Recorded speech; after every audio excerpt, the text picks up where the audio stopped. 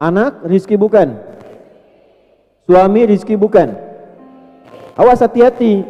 Mana yang didahulukan? Anak atau uang? Ketika pencarian uang kita mengabaikan perhatian terhadap anak, nah itu pun nanti ada tuntunan dalam Al-Quran. Bagaimana menyeimbangkannya? Jangan sampai kita mencari jauh-jauh keluar, yang buat kita berikan tidak terperhatikan. Nah oleh karena itu kita nanti akan belajar, walaupun tempatnya jauh dari Indonesia misalnya, ada keluarga yang ditinggalkan, bagaimana kita mendapatkan rizki yang satu, tapi tidak mengabaikan rizki yang lain. Baik ya? Karena nanti ada hidup yang tidak seimbang. Rizki harta dicari-cari, yang pemberian Allah yang sudah didapatkan tidak terawat. Maka biasanya kalau tidak terjadi keseimbangan, akan berpengaruh pada ketidaknyamanan dalam kehidupan. Nanti sebelum betul, nanti kita akan jadikan sebagai topik pembahasan. Jadi saya buka sebagai pendahuluan dulu, muqaddimah dulu, supaya paham dan kita rinci satu-satu. Rizki, kita tempatkan yang pertama ketenangan.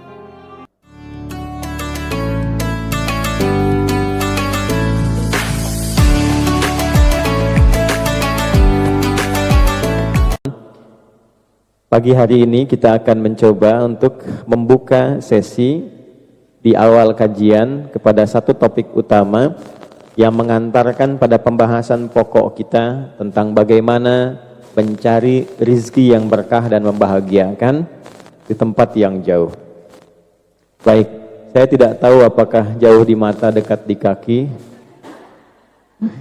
apakah jauh dari sisi yang lain. Yang penting tempat boleh jauh, tapi Allah selalu dekat dalam kehidupan kita. Nah itu tidak cukup dengan amin, kita harus ngaji dulu ya. Baik, kita bagi pembahasan pada dua pokok utama. Yang pertama, kita akan mengenal dulu apa itu rizki. Sehingga sebelum mencari sesuatu, kalau kita mengetahui dan mengenalnya, akan lebih mudah memilih, memilah dan mendapatinya. Orang yang tidak kenal akan sesuatu tidak mudah sampai ke tujuan dan mengenalnya. Kalau tidak tahu Masjid Kolon ini, tidak mudah sampai ke tempatnya. Kalau tidak kenal kita dengan tempat yang akan kita tuju, tidak mudah kita bisa sampai ke tujuan. Rizki kalau tidak dikenali, tidak diketahui, tidak tahu bagaimana cara mencarinya, maka semakin sulit, lelah, dan meresahkan dalam mendapatinya. Maka topik yang pertama, kita kenali dulu apa itu rizki, apa bentuk-bentuk rizki, seperti apa rizki yang telah Allah siapkan bagi kita. Baru nanti sesi kedua kita akan belajar tentang bagaimana cara menjemput dan mencari rizki itu, sehingga bukan hanya membahagiakan, tapi mudah didapatkan.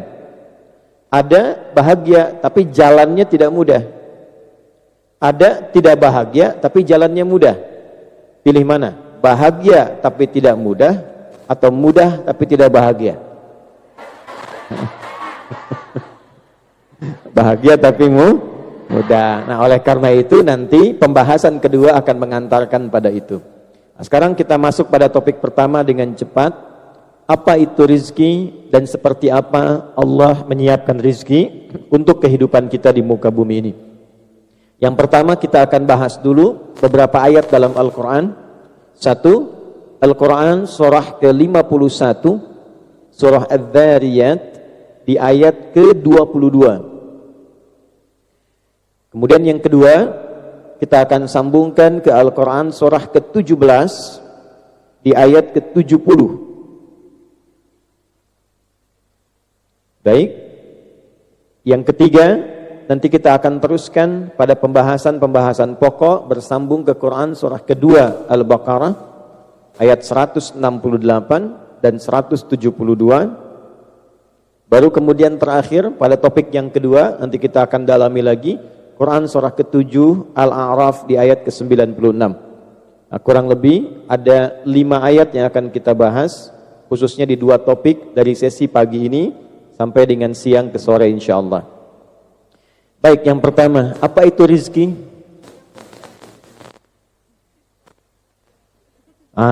Mau cari rizki tapi tidak tahu apa itu rizki, ya. Baik, yang penting rizki itu bukan orang, bukan nama orang, bukan pemenang medali emas SEA Games yang angkat besi itu, ya. Bukan juga seorang pengusaha, tapi kita kembalikan ke ayat Quran surah ke-51 di ayat 22. Wa fis samai rizqukum wa ma tu'adun. Dan di langit telah aku tetapkan rizki untuk manusia berkehidupan itu dan segala yang dijanjikan untuk memenuhi kebutuhan manusia di muka bumi. Perhatikan dulu sini, fokus baik-baik. Jadi para ibu sekalian khususnya, semua kehidupan kita di muka bumi ini, apapun yang kita akan kerjakan, itu Allah telah siapkan semua perlengkapannya. Persis seperti akan masuk ke rumah, kita mau bertugas misalnya, mau bersih-bersih, gak mungkin kalau gak ada sapunya kan. Kita mau lap, gak mungkin kalau gak ada lapnya kan. Nah sama, kita hidup di muka bumi ini, semua apa yang kita perlukan, kelengkapannya sudah Allah siapkan. Dipersiapkan untuk memudahkan semua kebutuhan hidup kita di muka bumi ini. Nah semua yang terkait dengan kebutuhan kita itu, bahasa singkatnya disebut dengan rizki. Jelas? Paham? Nah, kalau sudah jelas mari kita akhiri. Baik ya. Jadi persingkat dulu. Semua yang kita butuhkan untuk memenuhi tugas kehidupan di muka bumi ini disebut dengan apa namanya? Nah, satu saya tulis dulu ya. Dan saya berdiri. Ini nggak apa-apa walaupun kecil, tapi nanti ada dokumentasi yang tertuliskan sehingga nanti kalau mau ditulis kembali bisa memudahkan. Baik ya. Mudah-mudahan kalau ada space masih bisa berbagi, kalaupun tidak ada ya mudah-mudahan sabar ya. Belakang berdiri, saya pun berdiri di depan ya. Baik, ini kelihatan di belakang?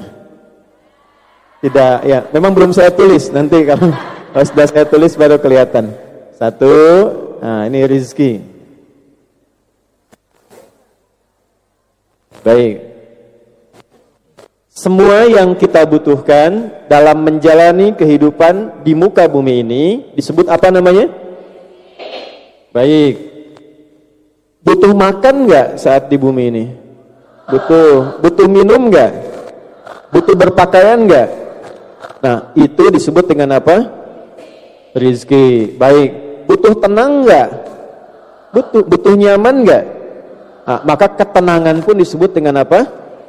Nah, jadi rizki jangan dipahami dengan uang saja. Karena ketenangan juga rizki. Punya uang tidak tenang, tidak akan nyaman hidupnya. Ya, saya tanya nih, pilih mana ya? Tapi nggak ada pilihan ketiga nih. Jadi sekarang saya ingatkan, pilih mana? Kaya tapi gelisah atau miskin tapi tenang? Oh. Mau miskin tapi tenang. Kaya tapi, nah itu. Jadi saya ingin tunjukkan pentingnya rizki berupa ketenangan, karena banyak orang memahami rizki itu hanya untuk materi saja. Uang, rizki.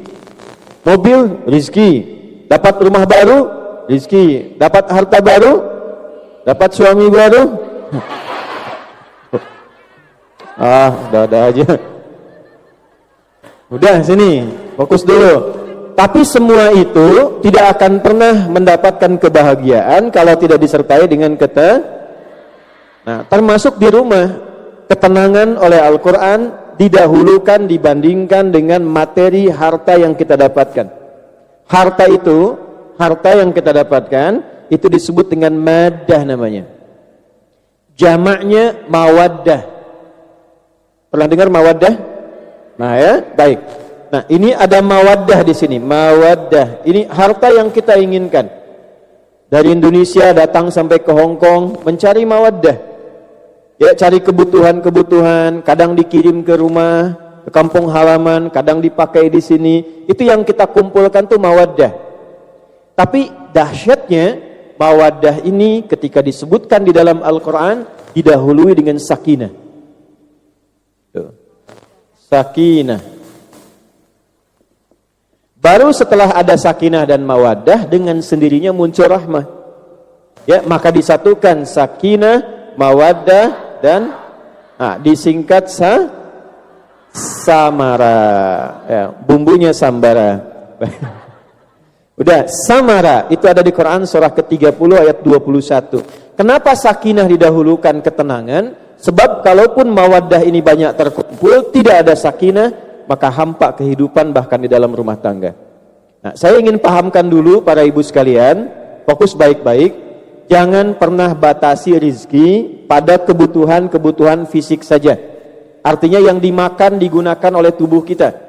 Pakaian, minuman, makanan, uang, dan seterusnya, itu betul rizki. Tapi ada rizki-rizki lain juga yang penting, bahkan ditampilkan dalam Al-Quran. Anak, rizki bukan? Suami, rizki bukan? Awas, hati-hati. Mana yang didahulukan? Anak atau uang?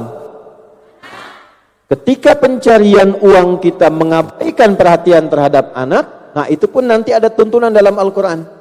Bagaimana menyeimbangkannya? Jangan sampai kita mencari jauh-jauh keluar, yang buat kita berikan tidak terperhatikan. Nah, oleh karena itu kita nanti akan belajar, walaupun tempatnya jauh dari Indonesia misalnya, ada keluarga yang ditinggalkan, bagaimana kita mendapatkan rizki yang satu, tapi tidak mengabaikan rizki yang lain. Baik ya? Karena nanti ada hidup yang tidak seimbang. Rizki harta dicari-cari, yang pemberian Allah yang sudah didapatkan tidak terawat. Maka biasanya kalau tidak terjadi keseimbangan, akan berpengaruh pada ketidaknyamanan dalam kehidupan. Nanti sebelum betul, nanti kita akan jadikan sebagai topik pembahasan. Jadi saya buka sebagai pendahuluan dulu, mukadimah dulu, supaya paham dan kita rinci satu-satu. Rizki, kita tempatkan yang pertama ketenangan. Nanti amalannya apa untuk mendapatkan rizki ketenangan ini? Sebab kalau tidak dikerjakan amalnya, tidak akan dapatkan rizkinya. Jelas? Dua, ada keluarga. Awas. Harta yang paling ada. Hafal. Dua ya. Nah, itu kan yang paling berharga. Jangan sampai nanti jauh-jauh tapi lupa dengan anak. Jauh-jauh lupa dengan pasangan. Katanya kan itu yang paling berharga. Nanti kita cepat-cepat ya. Yang ketiga, baru apa yang kita sebut dengan materi. Di sini ada uang, apapun bentuknya, mau dolar, mau real, mau rupiah dan seterusnya. Di sini ada misalnya makanan, ada minuman, ada pakaian dan seterusnya. Sandang, pangan dan mau papan, mau karpet, mau apa terserah ya. Pokoknya ini masuk dalam bab rizki sini. Ini dulu 3 bagian ini. Jelas sampai di sini sekarang? Nah, jadi yang akan kita pelajari bukan hanya bagaimana cara bahagia mencari uang, bagaimana cara senang dalam bekerja walaupun dirantau orang, tapi bagaimana tenang dalam menjalaninya. Bagaimana keluarga juga nyaman mengetahui kita ada di sini, hubungannya tersambung dengan baik dan seterusnya. Ini satu bagian terlebih dahulu. Ya. Wa fis samaa'i rizqukum wa ma tu'adun.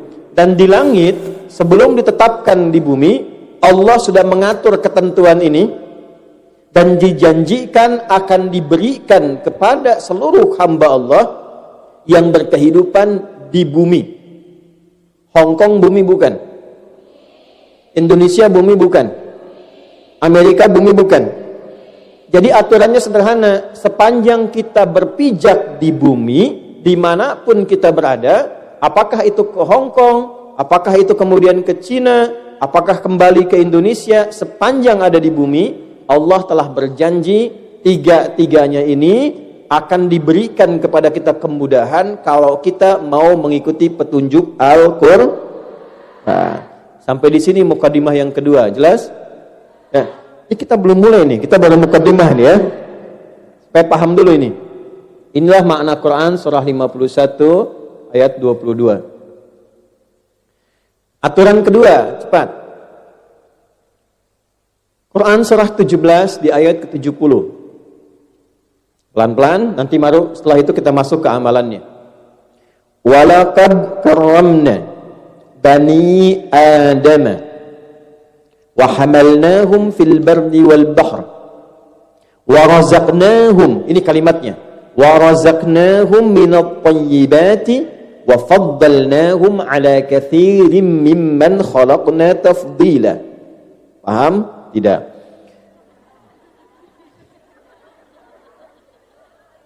Nah, walaqad karramna bani Adam. Dan aku bersumpah, ini saya kasih rahasia ya, ini diantara kita saja nih. Kalau baca ayat Al-Quran, ditemukan kata lam dan qad, itu artinya kita harus yakin pada diri kita dan tidak boleh ragu sedikit pun. Jangan pernah ragu. Yakinkan pada hatimu yang paling dalam, jangan ragu sedikit pun. Walaqad karramna bani Adam. Kata Allah, yakinkan pada hatimu yang paling dalam, jangan ragu sedikit pun bahwa semua anak cucu Adam itu kami telah ciptakan dengan sangat mulia. Sampai sini dulu tuh. Pelan-pelan ya.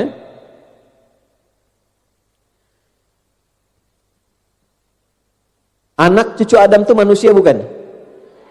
Ya. Manusia itu namanya ada 5 dalam Al-Quran. Ada berapa? 5. Satu, ada yang disebut bashar. Bashar 35 kali disebutkan dalam Al-Quran. Ba, sin besar, ra, bashar. Qul innama ana basyarum mithlukum. Bashar itu bentuk tampilannya yang indah, yang halus, yang punya kecenderungan biologis. Jadi tampilannya indah kalau laki-laki, perempuan kulitnya halus, laki-laki ganteng, perempuan cantik, tampilannya indah, menawan, itu bashar namanya. Oke? Okay? Nah, semua manusia yang diciptakan, baik jadi laki-laki, jadi perempuan, dibandingkan dengan makhluk lain, ini tampilan yang terbaik. Kalau ibu nggak percaya, datang kebun binatang. Ada kebun binatang nggak di Hongkong nih? Absen satu-satu. Panggil, harimau, cek. Secantik-cantiknya warna kulit harimau, tetap lebih cantik kulit ibu. Betul. Bandingkan aja coba. Ya? Gak percaya lagi, absen kedua, badak. Coba lihat. Ya, terus satu-satu.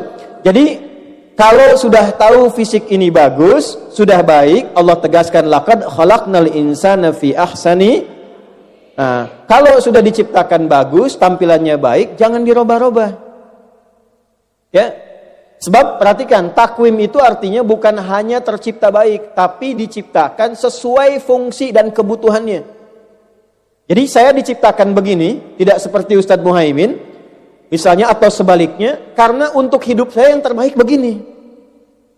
Kalau hidung saya dikoreain dikit, dimancungin dikit misalnya, itu tidak akan maslahat untuk hidup saya. Ya, coba Sule, tahu Sule enggak? Kalau tidak diciptakan pesek, itu suaranya nggak akan bagus. Demikian yang lainnya. Makanya nanti turun Al-Quran mengatakan, kalau sudah Allah ciptakan, jangan rubah-rubah. Karena ada fungsi kehidupan yang sesuai dengan fitrah penciptaan. Jelas sampai sini? Ya, jangan pernah bandingkan diri ibu dengan perempuan-perempuan lain. Seperti yang laki-laki pun jangan bandingkan dengan laki-laki lain. Karena tampilan yang seperti ini yang terbaik untuk hidup kita. Tampilan orang lain yang terbaik untuk orang lain. Ya, yang paling parah jangan merubah fitrah. Laki-laki, laki-laki aja. Perempuan, jangan laki-laki menjadi perempuan ingin seperti. Nah, ketika memaksa merubah fitrah, pasti hidupnya akan gelisah dan susah. Nah, bikin status tuh ya. Ketika memaksa merubah fitrah, hidupnya pasti gelisah dan ayo di Instagram tuh. Dah pelan-pelan. Sudah, 2, ada ins namanya. Ya ma'syaral jinni wal wa ma khalaqtul jinna wal ins, disebutkan 18 kali dalam Al-Quran. Ins itu sifat dasar yang lembut, yang halus. lawannya jin. Jadi yang makhluk halus itu ibu. Ya. Ins itu punya 3 arti. Ada berapa arti? 1, ins itu tampak. Lawannya jin tersembunyi. Kenapa jin disebut jin? Karena tak nampak, tersembunyi. Jadi kalau ada jin melakukan penampakan, itu jin sedang bermasalah. Keluar fitrah. Kenapa? Karena penampakannya tersembunyi harusnya. Sama dengan manusia. Manusia disebut ins karena tampak. Jadi kalau ada nanti yang suka pulang sembunyi-sembunyi, ya, datang sembunyi-sembunyi, sama dengan sedang punya masalah. Karena keluar dari fit. Orang kalau tidak ingin ketahuan masalahnya, sembunyi-sembunyi. Ada nggak yang mencuri terang-terangan? Tidak. Ada nggak yang korupsi terang-terangan? Tidak ada. Umumnya sembunyi-sembunyi. Nah, itu ingin mengambil perbuatan jin. 2, halus. Kalau jin kasar. Makanya tidak akan pernah ada orang kemasukan jin jadi halus. Permisi Pak Ustadz, mau ikut kajian. Sedang kemasukan jin, itu nggak mungkin. Ya. Nah pertanyaannya, kalau manusia yang halus, yang lembut, yang baru lahir tuh ingin digendong orang walaupun nggak kenal. Ibu ada bayi lahir dari orang Hong Kong, nggak pernah kenal, tapi kita bisa suka. Walaupun bukan anak kita sendiri, karena ada sifat halus di dalamnya. Yang jadi masalah nanti ada pelajaran akhlak. Kenapa ketika tumbuh menjadi kasar? Kenapa kata-kata yang menjadi tidak baik? Disitulah nanti muncul pelajaran akhlak untuk menjaga supaya kebaikan ini tumbuh dengan baik. 3, ada yang namanya insan. Apa namanya? Kurang lebih disebutkan 65 kali dalam Al-Quran. Ar-Rahman khalaqal Iqra bismi rabbikal ladzi khalaqal. Apa itu insan? Manusia. Apa itu manusia? Insan. Baik. Insan itu nama manusia yang menunjuk pada seluruh aktivitas hidupnya. Maksudnya apa? Kalau ibu keluarkan kata-kata insan di dalam Al-Quran, ada petunjuk bagaimana kita mengatur kegiatan supaya tertib, supaya rapi. Pagi apa yang dikerjakan, siang apa yang dilakukan, sampai ke isya, sampai ke malam. Itulah sebabnya kenapa sehari dibagi 5 waktu, supaya tertib menjalani aktivitas. Kalau ada yang tidak bermanfaat, maka rugi. Waktu diberikan tapi tidak baik untuk dilaksanakan. Turunlah Quran surah 103. Wal 'asr. Innal insana lafi illal ladzina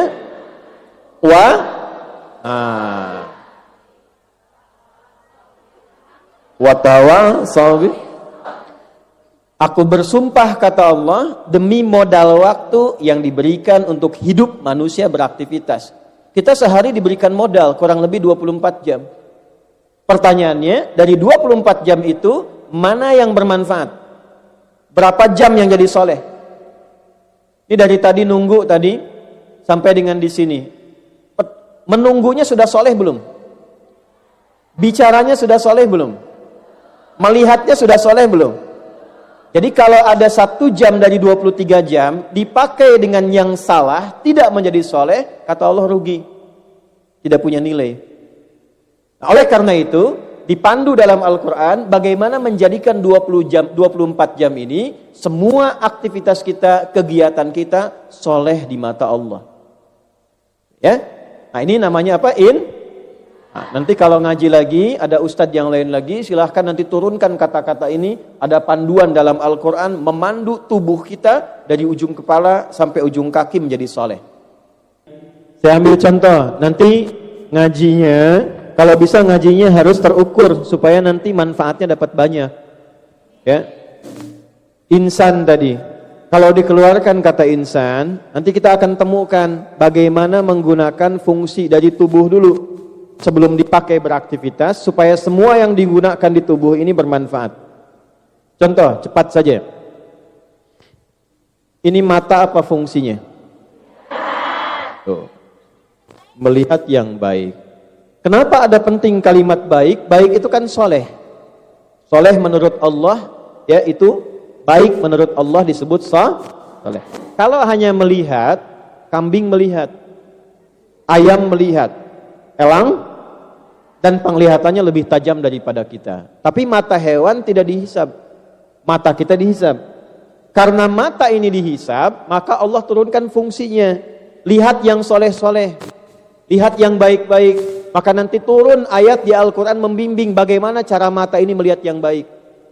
Ya, untuk ibu, Quran surah 24 ayat 31 misalnya. Wa qul lil mu'minati yaghdudna min absarihinna.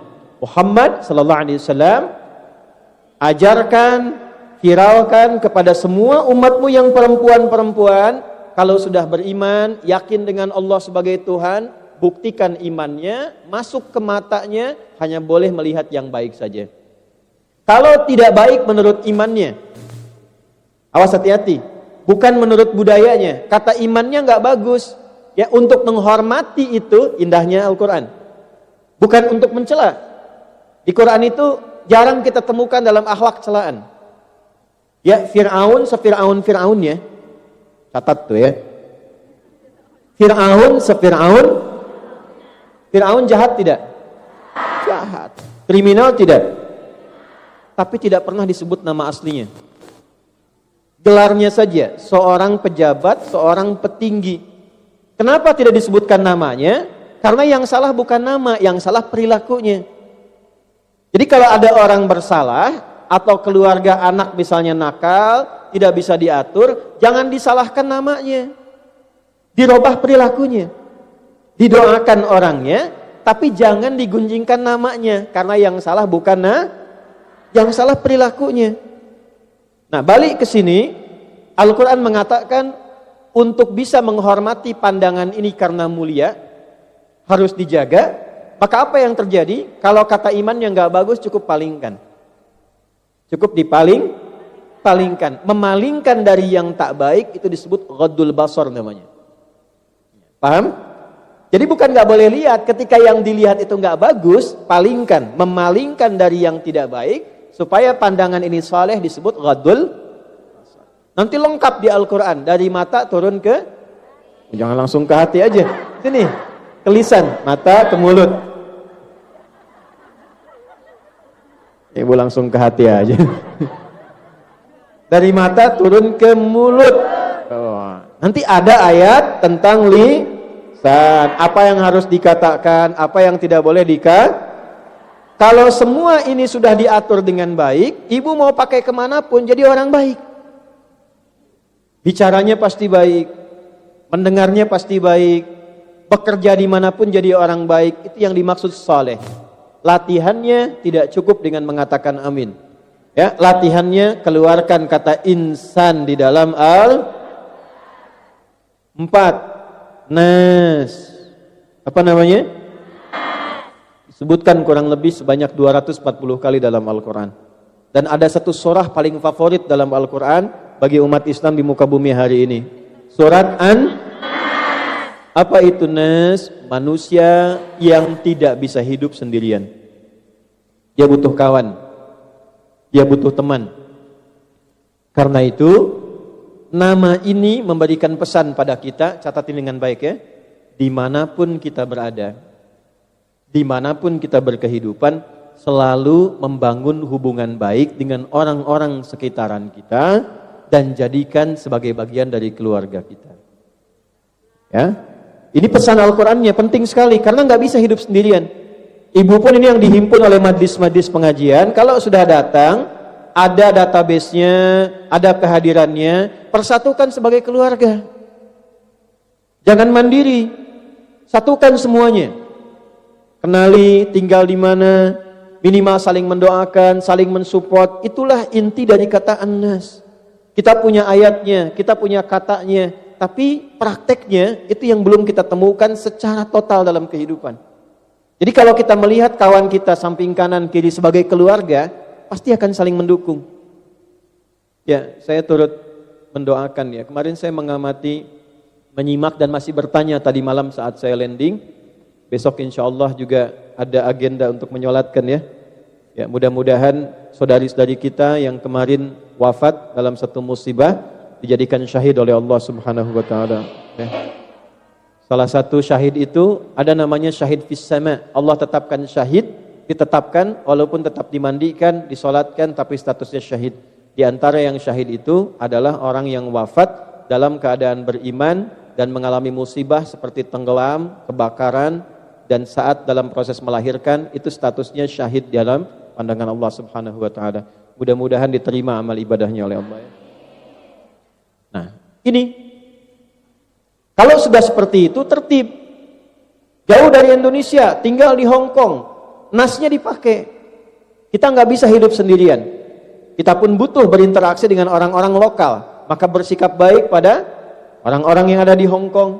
Menaati aturan yang ada di sini. Kalau itu sudah dilakukan dengan benar, ada jaminan dalam Al-Quran, maka kehidupan itu akan dijaga oleh Allah dengan cara yang tertib dan baik. Ditemukan di Quran surah ke-49, itu ayat ke-13. Ya ayyuhan nasu, hai semua manusia tanpa kecuali, inna khalaqnakum min dzakari wa untha. Aku tetapkan kalian yang namanya manusia cuma ada dua jenis. Ada berapa jenis? Satu, min dzakarin, laki-laki, wa untha, perempuan. Wa ja'alnakum syu'uban wa qabaila. Dan aku tetapkan kalian tidak ada yang hidup di satu tempat. Di Indonesia pun tidak ada yang satu pulau. Kita paling banyak pulaunya itu 13.677 pulau. Itu belum termasuk Pulau Gadung, Pulau Gebang dan yang lain-lain itu. Ya? Ada RT-nya, ada RW-nya, kelurahannya, kecamatannya. Tidak ada yang hidup di satu tempat. Termasuk keluar dari Indonesia, terbang kurang lebih 5 jam, kita temukan Hong Kong. Jadi selain yang di Indonesia, ada yang tinggal di mana? Hong Kong, ada yang di Malaysia, ada yang di Cina, di Afrika, di Amerika. Perhatikan kalimatnya. Lita'arafu. Apa itu ta'aruf? Ta'aruf itu bukan hanya saling mengenal, saling berkenalan, saling mengisi, saling mendukung, saling membantu. Jadi kalau sudah ada kata nas, ibu hadir di sini mengaji, praktekkan dalam kehidupan. Kalau sudah disatukan walaupun namanya pengajian, praktekkan ayatnya. Jadikan satu keluarga saling mendukung dalam berkegiatan. Paham? Sekarang kita masuk ke bab rizki yang ayat tadi, Quran surah 17 ayat 70. Yang di ayat ini Allah tidak sebutkan bashar, tidak sebutkan ins, tidak sebutkan insan, yang disebutkan bukan nas, tapi yang disebutkan yang kelima. Walaqad karramna bani Adam. Nih, fokus baik-baik karena ini nama yang terpenting dalam pencarian rizki. Ini yang atas saya hapus sebentar ya, biar lebih kelihatan. Insya Allah. Tuh, kaget kan? Ya. Ini belum saya bilang udah kaget tuh. Ini pengajian luar biasa ya. Datang jauh sendiri, angkat sendiri, nulis, hapus sendiri, luar biasa. Bu tinggal lihat, catat, kerjakan, masuk surga enak. Ya. Saya datang sebagai keluarga ya, bukan orang luar. Oleh karena itu apa yang bisa dilakukan kita lakukan. Saya pesan juga panitia ya, jangan merepotkan ya. Jadi jangan kasih amplop, jangan kasih apa ya. Saya pulang, enggak, saya serius. Saya datang sebagai keluarga untuk memastikan umat-umat Nabi di sini dekat dengan Allah. Ya. Saya tidak mencari yang lain. Karena itu kalau saya datang yang penting saya sehat, waktunya ada, saya hadir. Ya. Jadi jangan pernah nyiapkan apa-apa, jangan ngasih ini, ngasih itu. Lebih baik untuk teman-teman, untuk dijadikan satu kegiatan lagi, itu akan lebih baik. Oke? Insya Allah Allah sudah cukupkan. Ya. Ya sini, Bani Adam.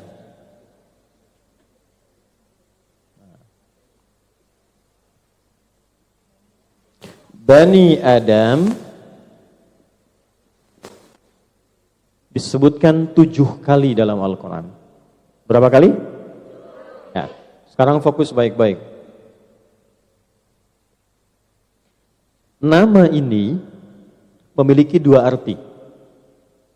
Satu, menunjuk pada asal-usul keturunan manusia yang sumbernya dari Nabi Adam dan Sayyidah Hawa. Jadi semua ibu ini kita keturunan Nabi. Nabi Adam. Ya. Tidak ada manusia hidup di luar keturunan Nabi Adam. Kalau ada di Inggris sana yang memilih keturunannya berasal dari hewan tertentu, silakan saja. Ya, kita tidak ikut. Satu. Nah, makna kedua, perhatikan. Pada kisah Nabi Adam ini, sebelum turun ke bumi, Allah sudah berikan training, istilahnya, istilah kita sekarang. Pembekalan-pembekalan yang di dalamnya ada materi tentang rizki. Adam, ini cara mendapatkan makanan yang baik. Ini cara minum yang baik. Ini cara berpetualang yang baik. Adam, ini cara mendapatkan kenyamanan. Cara mendapatkan kesenangan. Kalau engkau kerjakan semua ini dengan pedomannya, aku jamin engkau, catat ini, engkau dan semua anak cucumu, dimanapun beraktivitas, dimanapun bekerja, akan selalu tenang dan senang. Ya, itu nanti ditemukan di Quran surat Al-Baqarah di ayat 30 sampai ayat ke-38. Surat 2 ayat 30 sampai 38. Saya percepat langsung ayat 38-nya. Qul nahbitu minha jami'a. Fa imma ya'tiyannakum minni huda. Faman tabi'a hudaya fala khaufun 'alaihim wala hum yahzanun. Adam, Hawa, sekarang tugasmu di bumi dimulai, turun. Menjadi khalifah. Apa artinya khalifah? Khalifah bukan sekedar pemimpin, dia punya 3 arti. Yang pertama, khalifah itu segala yang mengandung manfaat. Jadi dimanapun ibu beraktivitas, dimanapun ibu berada, usahakan semua yang kita kerjakan bermanfaat. Kita jadi asisten di satu rumah, misalnya ya, apa yang kita kerjakan bermanfaat. Ya, majikan mendapatkan manfaat, di perusahaan mendapatkan manfaat, ke keluarga mendapatkan manfaat. Ketika disebut dengan khalifah, artinya segala yang menghadirkan manfaat. Kalau bicara yang bermanfaat. Kalau bekerja di tempat yang bermanfaat, itulah khalifah. Yang kedua, sukses dan makmur. Kalau mau bekerja, jangan tanggung sampai sukses. Kesuksesan itu digunakan untuk memakmurkan tempat kita berpijak. Makanya saya sepakat tuh, ya, dengan PMI, nama Pekerja Migran Indonesia. Karena ibu sedang bekerja memakmurkan negara, devisanya banyak pulang. Ya, saya termasuk dari tahun 2005, sejak era Pak Jumhur Hidayat, itu saya termasuk yang menyuarakan kesejahteraan, ya, perlindungan bagi PMI yang sekarang disebut dengan PMI itu, Pekerja Migran Indonesia. Kenapa? Karena jasanya terhadap bangsa itu kuat. Kata itulah yang disebut dalam Al-Quran dengan khalifah, memakmurkan tempat yang kita ya. Yang ketiga, khalifah itu saling menggantikan. Gak ada yang abadi ibu sifatnya. Semua yang tinggal di bumi akan digantikan oleh generasi yang lainnya. Maaf, saya ulangi lagi, maaf. Ibu ada kakek? Masih hidup? Masih. Kalau masih hidup, ada buyut? Masih hidup? Buyut meninggal digantikan oleh kakek kita. Kakek tidak ada digantikan oleh ayah ibu kita. Ayah ibu tidak ada digantikan oleh kita. Kita tidak ada digantikan oleh anak keturunan kita. Demikian saling menggantikan. Di negara pun begitu. Orang-orang yang senior digantikan oleh yang muda-muda kemudian hari. Maksud saya apa? Kenapa disebut khalifah? Walaupun ibu kerja jauh, jangan sampai lalai dalam perhatian pada keluarga, karena nanti yang menggantikan ibu itu anak-anak ibu juga. Yang menggantikan ayahnya, anak-anaknya juga. Itulah kenapa disebut dengan khalifah. Nah, dalam mengerjakan kegiatan ini, Allah turunkan pedoman. Kata Allah, Adam, Hawa, bawa tugas ini di bumi, aku siapkan pedoman disebut dengan hudan namanya. Apa namanya? Saya tulis dulu ya, hudan. Itu ada reporter satu namanya Hudan.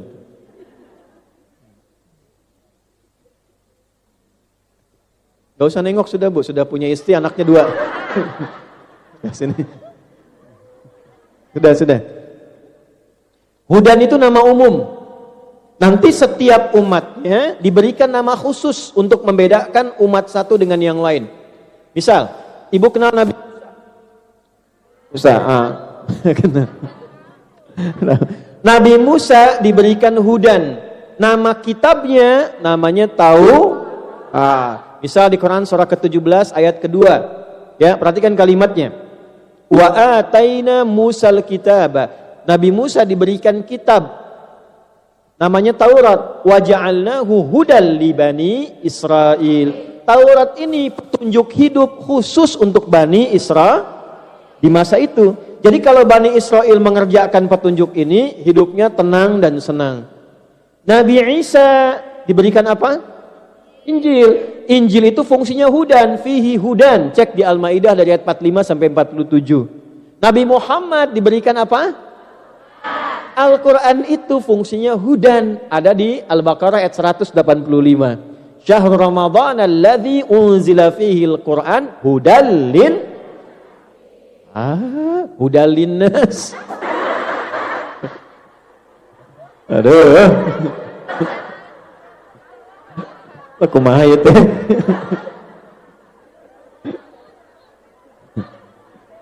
Jangan suka pindah-pindah ya.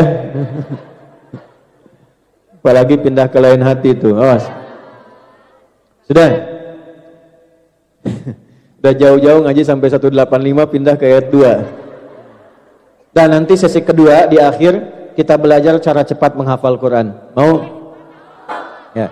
Nanti saya bantu nanti belajar 5 menit hafal Quran, caranya dengan halamannya, dengan nomornya, dengan posisinya. 5 menit insyaallah. Oh, baik. Ya nanti di akhir ya. Baik ya, apa ya sudah. Dah nyambung dulu, belum selesai kita. Nah, di Al-Qur'an itu semua isinya disebut hudan. Apa itu hudan? Pedoman hidup. Karena sifatnya hidup, dalam hidup kita butuh rizki, maka di Quran pun ada pedoman cara mendapatkan rizki. Yang kalau kita ikuti itu, janji Allahnya fala khaufun alaihim walahum yahzanun. Akan dipastikan dimanapun dia hidup dan beraktivitas. Ibu mau ke Hong Kong, mau ke tempat lain, mau kemana pun, Allah jamin. Dimanapun dia berada, la khauf, tidak akan pernah gelisah. Apa lawan gelisah? Tenang. Walahum yahzanun, tidak akan pernah sedih. Apa lawan sedih? Senang. Jadi bekerja apapun akan senang sepanjang mengikuti pedomannya. Dimanapun akan senang. Jadi kalau mau ibu ada di sini, ada di sana, di tempat lain, kesenangan itu ada. Di sini, di sana, di mana-mana. Ya, bukan hanya hatiku, pekerjaanku, kehidupanku, keluargaku hadir di dalamnya. Nah, sekarang kenapa disebutkan 7 kali Bani Adam dan terkait dengan pedoman berkehidupan termasuk mencari rizki? Saya tanya, ini bukan ilmu otak-atik ya. Perhatikan kalimatnya. Ini ilmu Quran khusus ini. Kita itu beraktivitas, hidup, bekerja, berkehidupan dalam sepekan berapa hari? Seminggu berapa hari? Disebutkan 7 kali dalam Al-Quran. Kalau pedoman ini digunakan setiap kali ibu beraktivitas, bekerja 7 hari dalam sepekan, termasuk istirahatnya, kerjanya dan sebagainya, pastikan dalam keadaan apapun Allah jamin senang dan tenang. Ini rahasianya. Kenapa yang disebutkan ini bukan yang lain. Nah, sekarang masuk ke bab rizkinya. Kalau sudah paham ini, masuk ke bab rizkinya. Wa razaqnahum minat thayyibat. Ketentuan yang pertama. Kalau ingin mencari rizki, walaupun di tempat yang jauh dari tempat kita terlahir, tumbuh dan berkembang, singkatnya sampai ke Hong Kong ini misalnya, pastikan kaidah yang pertama, cari pekerjaan yang baik.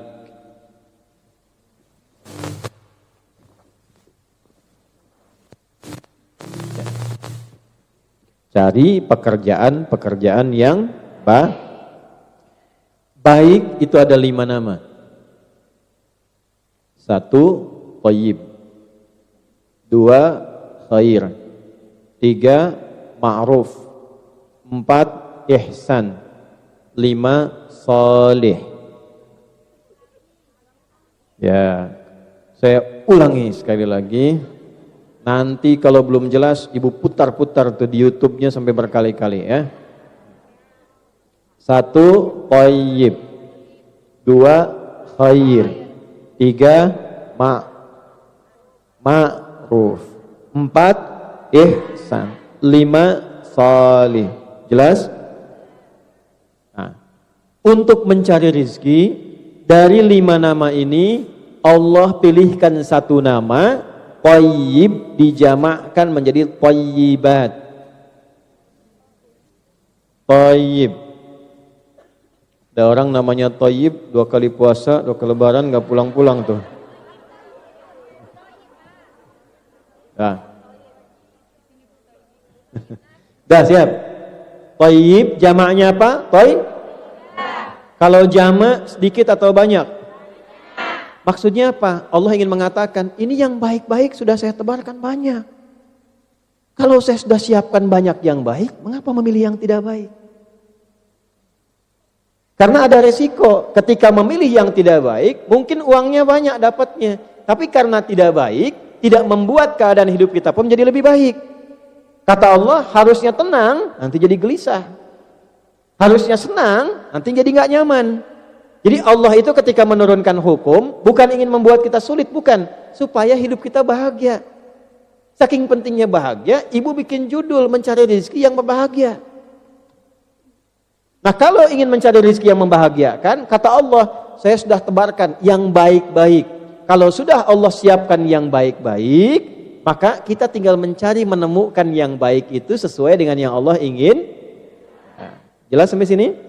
Nah, sekarang, ya jadi yakinkan dulu pada hati kita bahwa ketika kita jadi orang baik, diciptakan orang mulia, rezekinya pun harus baik. Kalau mencari dengan cara yang tidak baik, itu pasti membuat gelisah. Bagaimana mengetahui yang baik itu? Ada 2 caranya. 1, thayyib itu bisa dengan caranya. Yang kedua bisa bentuknya atau jenis pekerjaannya.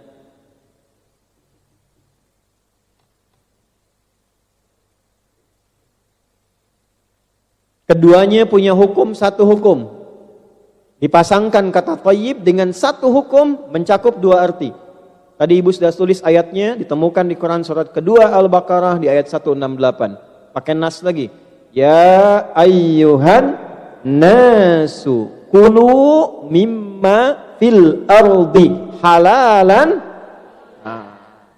Baik cara ataupun jenisnya dipasangkan kata thayyib dengan kata halal.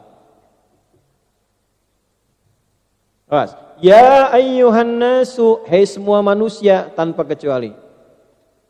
Kalau ada kata nas, dipasangkan nanti dengan kata rizki, nas itu artinya umum. Tadi sudah saya bahas di awal kan?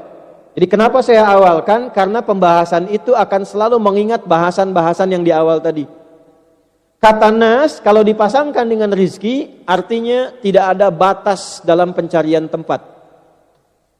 Tadi masih ingat Quran surah 49 ayat 13, ya ayyuhan nasu inna khalaqnakum min dzakarin wa untha wa ja'alnakum syu'uban wa qabaila. Jadi kalau ibu mau cari sampai ke Hong Kong, bagaimana hukumnya? Boleh tidak? Boleh. Karena mencari rezeki itu Allah sebutkan kalimat pertamanya dengan kata nas. Artinya enggak ada batas. Ibu tinggal di Sukabumi misalnya, ya, hubud dunya. Sukabumi itu bahasa Arabnya hubud dunya. Suka hubun bumi dunia, suka bumi hubud. Enggak ada di Sukabumi yang cocok, silahkan ke Jakarta. Enggak ada yang cocok di Jakarta, silahkan ke Sumatera. Enggak ada yang cocok di Sumatera, silahkan ke Kalimantan. Enggak ada yang cocok di Kalimantan, silahkan ke Papua. Tidak ada yang cocok di Papua, ibu nyebrang ke Malaysia. Enggak cocok sampai ke Hong Kong. Hong Kong cocok, ambil. Kenapa? Karena dalilnya ya ayyuhan. Nah, kalau ibu ditanya, ibu kenapa mencari rezeki sampai ke Hong Kong? Ya ayyuhan nas. Jelas? Nah, cocok boleh, tapi tidak boleh dicocok-cocokkan. Karena itu muncul kaidah selanjutnya. Kulu mimma fil ardi. Silahkan cari makan. Kerja. Kenapa disebutkan cari makan? Karena umumnya orang kalau ditanya mau kemana dalam bekerja, jawabannya biasanya mencari sesuap nasi, kan? Walaupun yang dimakan satu rice cooker. Ya ayyuhan nasu kulu mimma fil, carilah di bagian bumi yang bisa kamu jangkau. Di sini nggak ada yang cocok, ya. Bukan karena tidak berbakat, tapi tempatnya tidak sesuai. Jadi kalau ibu banyak ditolak di berbagai tempat, bukan karena ibu tidak unggul, bukan, karena keistimewaan ibu tidak cocok berada di tempat itu. Cari tempat lain. Allah ciptakan kita itu dengan istimewa. Kalau ada tempat yang tidak sesuai, berarti keistimewaan kita belum dibutuhkan di situ. Ya. Nggak harus selalu bersyukur. Ya supaya tidak banyak kecewa. Melamar di sini ditolak, kecewa. Ini jangan. Cara berpikirnya begini, kalau di tempat tertentu kita tidak dibutuhkan, kita ditolak, katakan, terima kasih ya Allah, keistimewaanku belum dibutuhkan di sini. Cari tempat lain. Jelas? Nah, sekarang hari apa? Minggu. Oh iya. Ahad kan? Baik, Ahad. Ada yang nyebut Minggu, ya. Nanti Senin, Selasa, Rabu. Kukira ini hari Minggu, ternyata nanti hari Rabu. Nah, kukira engkau menunggu, ternyata cari yang pekerjaan maksudnya. Pekerjaan sampai ke liang lahat. Kalau Anda menunggu pekerjaan yang tidak cocok, selalu cari yang baru sampai ke liang lahat. Itu maksudnya. Tuh. Nah, sini. Jadi kalau nanti ada yang tanya Ustadz, ibu kenapa sampai ke Hong Kong? Ibu jawab, ya ayyuhan kulu mimma fil ardi. Baik, belum selesai. Halalan. Kalau ingin dapat yang thayyib tadi, yang sudah Allah tebarkan, kaidah yang pertama, temukan yang thayyib itu prinsipnya dengan yang Untuk menemukan halal ini didapatkan dengan dua hal. Satu, lihat cara mencarinya. Apa lawan halal? Jangan sampai mencari rezeki dengan cara yang sepanjang yang haram dihindari, pasti dapatnya thayyib. Mencuri halal tidak? Berarti harta yang dihasilkan dari pencurian sifatnya tidak thayyib. Pasti gelisah. Kalau thayyib pasti senang, pasti tenang. Makanya tidak ada pencuri yang tenang. Gelisah. Nah, koruptor juga nggak tenang, Bu.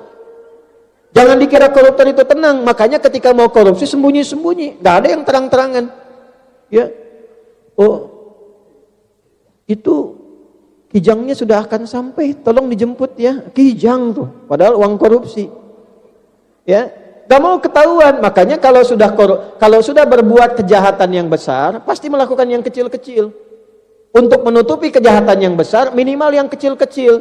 Mulai dari bohong, nanti muncul nyogok. Artinya apa? Hidupnya tidak Ibu jauh-jauh sampai ke Hong Kong. Kalau untuk nyari yang haram, untuk apa? Jelas?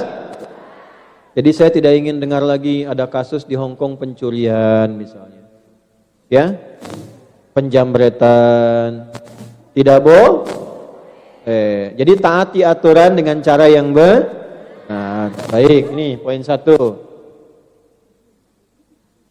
Cara itu ada 2. Cara yang dibenarkan oleh hukum positif pemerintah setempat, cara yang dibenarkan oleh agama, dan biasanya agama tidak mungkin bertentangan dengan hukum positif kecuali pada hal-hal yang memang spesifik menguji iman.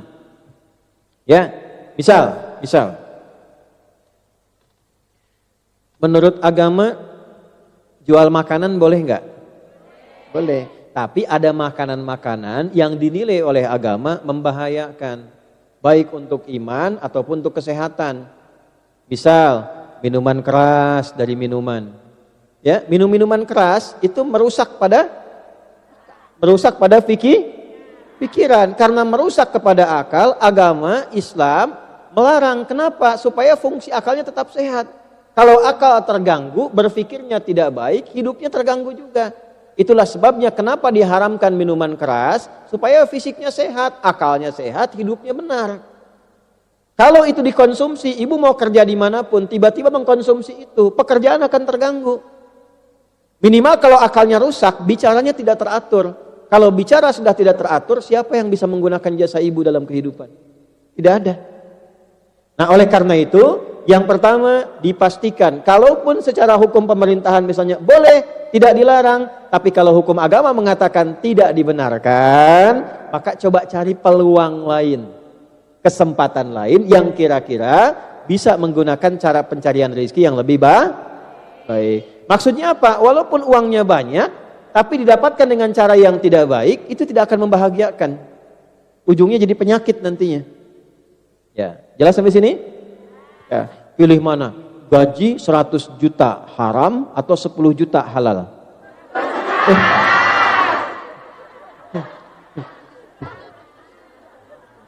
Selalu aja. Aduh, ibu.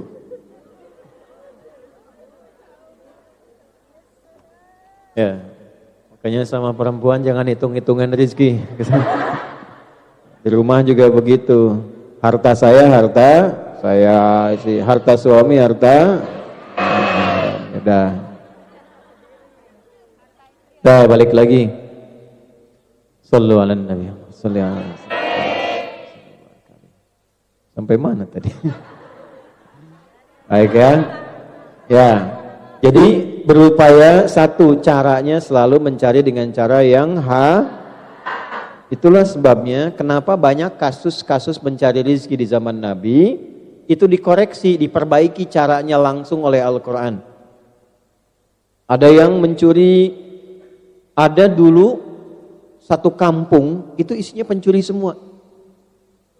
Zaman jahiliyah, sekampung pencuri semua. Kampung pencuri, namanya Ghifar. Yang berasal dari Ghifar ini disebut Al-Ghifari. Ya, jadi kalau ada yang namanya Al-Ghifari, kampung pencuri itu. Dulu. Sebelum Islam. Nama pimpinannya namanya Jundub bin Junadah. Ya, nanti setelah masuk Islam berubah nama menjadi Abu Dzar Al-Ghifari. Itu kunyahnya Abu Dzar Perhatikan ya. Tidak ada yang lewat ke situ kecuali harus setor. Kalau tidak habis semua. Tapi setelah masuk Islam, ditinggalkan pekerjaan itu, berubah pekerjaan itu, tiba-tiba ibu tahu apa yang terjadi? Rizkinya mengalir banyak, hidupnya tenang, jadi dai, pensiun jadi preman, jadi ustadz, sekampung masuk Islam banyak, tiba-tiba berubah tempat itu, desa itu, dari desa tukang begal, desa pencuri, berubah jadi desa yang baik, desa yang menginspirasi, desa orang-orang soleh. Saking bangganya dengan nama itu, maka ingin banyak disebut orang dengan nama Al-Ghifari. Asalnya desa preman. Jadi kalau ada film preman pensiun, nah itu dulu sudah ada. Ya, namanya Abu Dzar Al-Ghifari.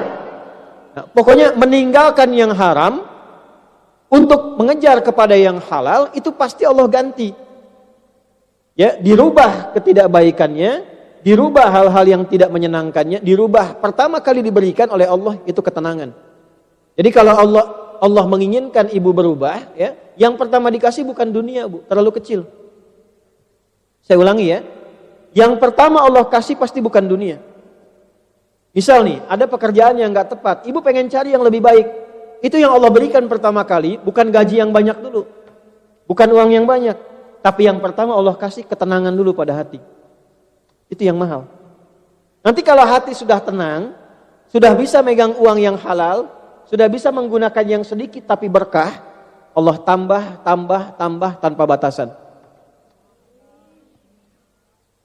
Abdurrahman bin Auf sebelum masuk Islam kaya, tapi kayanya dari hasil yang tidak baik. Allah tidak ingin terjadi masuk Islam yang tidak baiknya dibuang semua, mulai dari awal usaha lagi. Tiba-tiba 2 tahun jadi orang nomor 3 paling kaya di kota Madinah. Setelah 4 tahun, 5 tahun, Nabi meninggal dunia, jadi orang nomor 1 paling kaya di Madinah yang kapaknya saja ada cerita mengatakan terbuat dari emas. Ada kajian menghitung, saya waktu mendapatkan referensi menghitung itu, kurang lebih valuasi. Valuasi itu nilai hartanya waktu itu, kalau dihitung sekarang, itu jumlahnya 14.000 triliun. Utsman bin Affan, modalnya kebun dengan sumur. Setelah masuk Islam, diwakafkan itu, dijadikan amal saleh, sampai sekarang, kebunnya masih ada, punya hotel setelah 15 abad, penghasilan dari hotel itu disedekahkan untuk umat Islam, baik yang di Madinah ataupun orang luar yang membutuhkan. Mau seperti itu? Nih caranya, Allah sudah tebarkan yang halal, sudah tebarkan yang thayyib. Kalau sudah diberikan yang baik, jangan cari yang tidak baik. Dah, itu cara yang pertama. 2 jenisnya, bentuknya.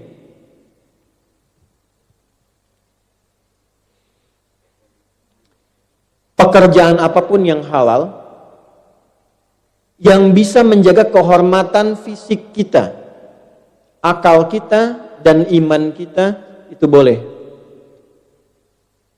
Pekerjaan apapun yang halal, yang bisa menjaga fisik kita. Ibu kalau kerja, fisiknya ini, maaf sekali, saya ulangi lagi ya, maaf sekali, fisiknya ini tidak terlukai, tidak terganggu, tidak ada resiko tersakiti, tidak tersiksa. Itu syarat pertama, boleh. Walaupun gajinya 1 miliar, tapi resikonya misalnya nyawa, tidak ada ketenangan, tidak ada kenyamanan dan sebagainya, itu dipandang kurang baik dalam agama. Boleh jadi apapun, yang penting tertata. Oh, saya mau jadi asisten di satu rumah tangga, boleh, lihat jam kerjanya. Apakah menyiksa kepada tubuh? Tidak. Lihat majikannya, perilakunya bagaimana, bisa merendahkan martabat? Tidak. Kalaupun gaji yang ditawarkan besar, tapi kehilangan martabat, kehilangan waktu istirahat yang panjang, kehilangan ketenangan, jangan dipertaruhkan. Karena masih ada rizki Allah yang terbaik ditempatkan di tempat-tempat yang lain. Jelas? Ya. Saya insya Allah lihat kalau di Hong Kong, ini aturannya sudah cukup baik ya, sudah stabil. Beberapa tempat itu kalau saya berikan pembekalan, saya selalu lihat dan saya terangkan tempatnya. Misal kalau di Arab itu dibagi 2. Ada Arab, ada A'rab. Kalau Arab itu orang kota. Kalau A'rab itu orang pegunungan, orang daerah padang pasir. Beda karakternya. Kalau Arab di kota karena terdidik, itu kalimat-kalimatnya baik, perhatiannya baik. Tapi kalau daerah padang pasir, asyaddu nifaqa wa kufra. Ya, asyaddu kufra wa nifaqa. Karakternya keras, keinginannya tinggi. Jadi kalau naik mobil pun kalau ke Arab, supirnya itu dari Arab, itu ada caranya. Yang masuk pertama harus laki-laki, baru perempuan ikut. Kalau keluar, perempuan harus duluan, baru laki-laki setelah itu.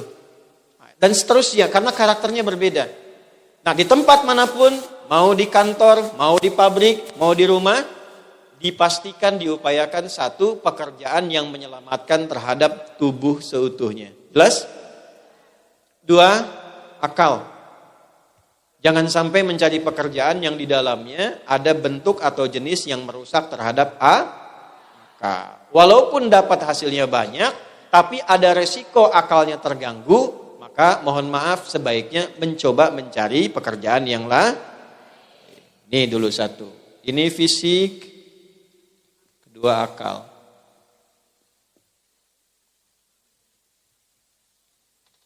Kerja di tempat minuman tapi harus ikut nyobain dulu misalnya. Nah, itu kan. Tempat-tempat tertentu. 3, iman. Apa? Ditawari gaji tapi harus meninggalkan Islam misalnya. Bekerja gajinya banyak tapi nggak bisa sholat misalnya. Nah ya, halo, ada yang begitu? Oh, pilih mana? Gak ada pilihan ketiga, awas nih. Karena ini ujian iman, jawab yang betul. Pilih mana?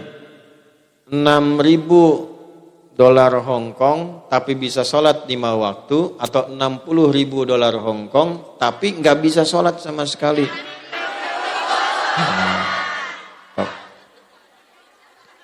Kalau 60.000 milih itu nggak sholat, wah saya langsung selesai. Nggak ada yang bayar juga ya. Sudah lihat sini.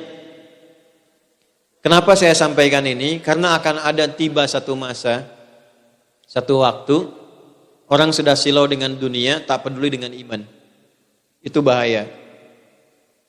Di satu tempat di Indonesia itu pernah ada pengaduan hanya untuk kerja jaga toko, dapatnya tidak seberapa, tapi dilarang menunaikan sholat.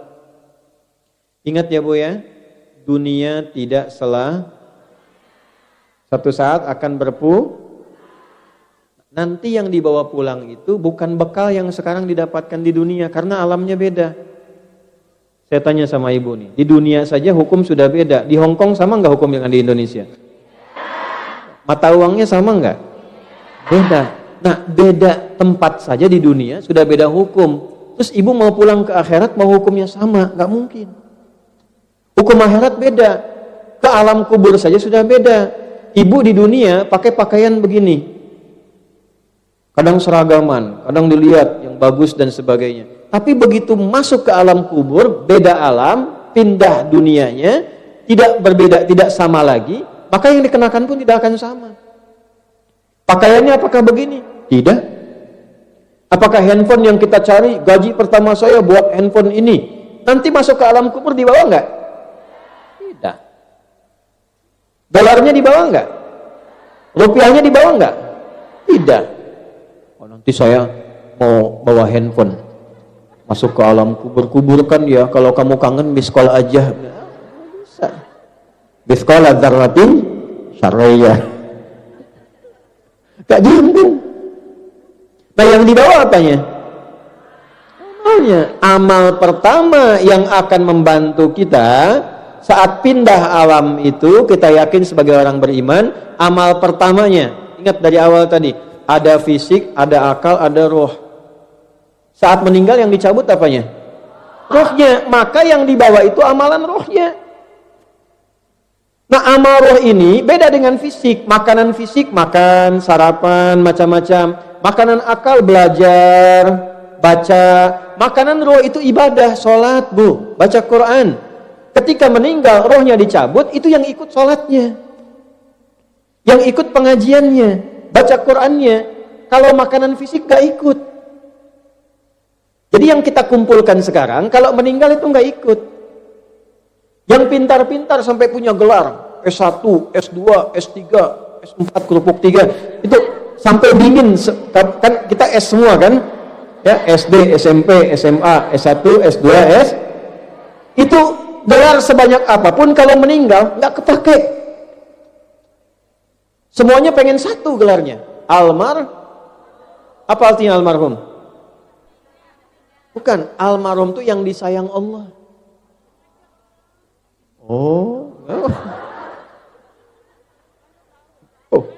Almarhum itu yang disayang, dari kata rahimah, almarhum yang disayang Allah. Ini nggak kenal Allah pengen disayang, nggak pernah sholat pengen disayang. Kenal Allah enggak, sholat enggak, baca Quran juga enggak, meninggal pengen disayang.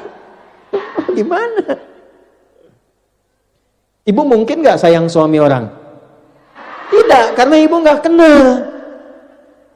Ya, ini nggak kenal Allah, pengen jadi gelar itu akan hilang. Ini pakaian yang dibawa tidak akan dikenakan. Nah, karena rohnya yang dicabut, maka amalan roh yang dibawa. Ibu mau dapat gaji besar, majikannya perhatian, gajinya enak, hidupnya tenang. Kalau meninggal nggak pernah sholat, nggak akan nyaman di alam kubur. Ini saya kasih tahu sebelum masuk. Kalau udah masuk gak bisa keluar. Allah yang maha tahu menginfokan banyak orang di dalam pengen keluar. Karena banyak saat di luar itu mengerjakan amalan tidak siap untuk masuk. Mereka mengatakan fa asaddaqa wa akum minas sholihin. Ya Allah sebentar aja. Sebentar Sebentar, kalau diberikan 1 detik pun saya istighfar. Kalau diberikan 1 menit saya sholat. Kalau diberikan 10 menit saya ngaji, ya Allah. Itu mereka mengatakan, sebentar aja. Laula akhartani ila ajalin qarib. Ya Allah, sebentar, kasih diskon sedikit aja. Kalau bisa saya keluar, saya istighfar. Nah, kita mumpung masih di luar, belum mah. Kalau sudah masuk tidak bisa keluar. Nah, pertanyaannya sebelum masuk, bekal apa yang dibawa masuk? Karena setiap pindah tempat mesti ada bekal. Ibu mungkin gak datang ke Hong Kong kalau gak bawa bekal? Tidak. Kan gak bisa jalan kaki ke sini. Dari Sumenep ke sini jalan, gak mungkin. Pakai pesawat dulu, ke Cengkareng dulu. Ya, dari Cimahi gitu juga, dari Kudus gitu juga, dari Kalimantan pakai pesawat dulu, mesti ada bekal, nabung dulu, betul? Sekarang mau masuk kubur gak ada bekal, susah masuk. Gimana? Man rabbuka, kata malaikat. Aduh, kada abi mata terang ya. Dipukul di palu tuh. Dikasih hidup 70 tahun gak kenal Allah. Ada anak 3 tahun sudah bisa menyebut Allah. Allah, ya Allah, ya Allah. 3 tahun mau disuntik, astagfirullah katanya tuh. Ada orang 30 tahun dikasih hidup gak bisa nyebut nama Allah. Ibu jauh-jauh ke Hong Kong, kalau sudah dikirim sampai ke Hong Kong belum kenal Allah, kemana lagi mesti dikirim?